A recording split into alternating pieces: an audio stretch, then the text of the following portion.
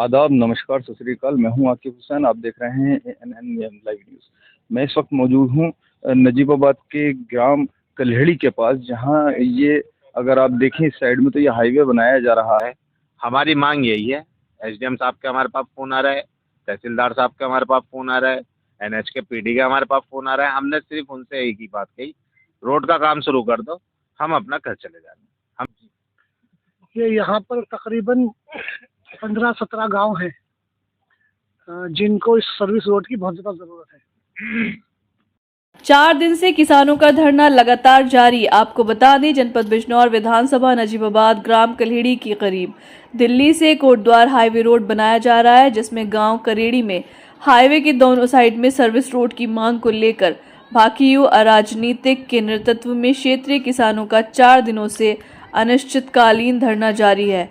किसानों व ग्रामवासियों का कहना है कि प्रशासन ने क्षेत्रीय किसानों से वादा खिलाफी की है।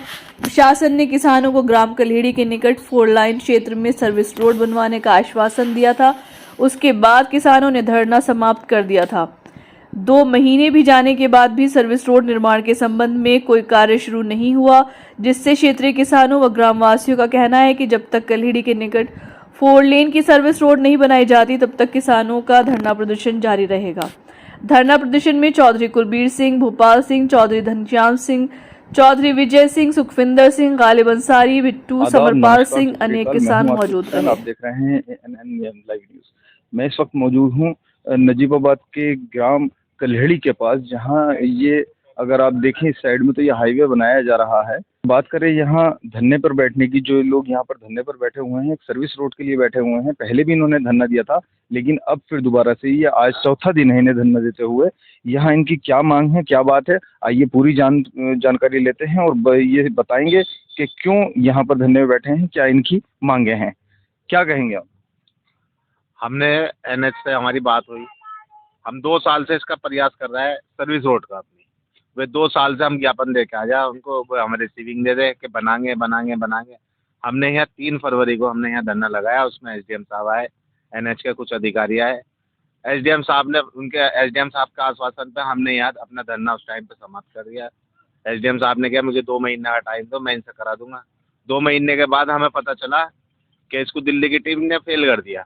इन्होंने बजट ही इतना बना के भेजा जरा सी सर्विस रोड का, 76 करोड़ रुपए का बजट बना के भेजा, वो फेल कर दिया। अब हम एसडीएम साहब से मिले तो ये सर्विस रोड वाले कहने लगे, अकड़ दिखा रहा है कि हम बनाएंगे बनाएंगे, अब भी टाइम मांग रहे हैं।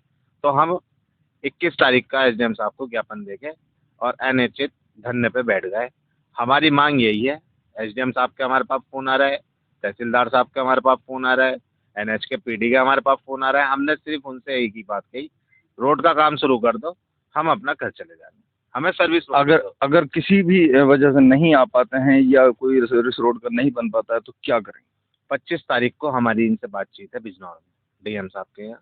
चौधरी दिगंबर सिंह रहेंगे उसमें, हमारे जिलाध्यक्ष नितिन सरोही रहेंगे उसमें। उसके बाद हम जो भी निर्णय लें 25 तारीख के बाद हम इनका काम बंद करें, जो भी हमारे आदेश होगा ऊपर। वरना आप ऐसे ही धरने प्रदर्शन करते रहेंगे? वरना हम धरने पर बैठे हैं।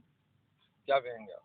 जो भाई साहब ने बात कही, चौधरी साहब ने, हमारी वही बात हमारी है कि देखो जी, धरना चलते रहेगा जब तक सर्विस रोड नहीं मिलेगा।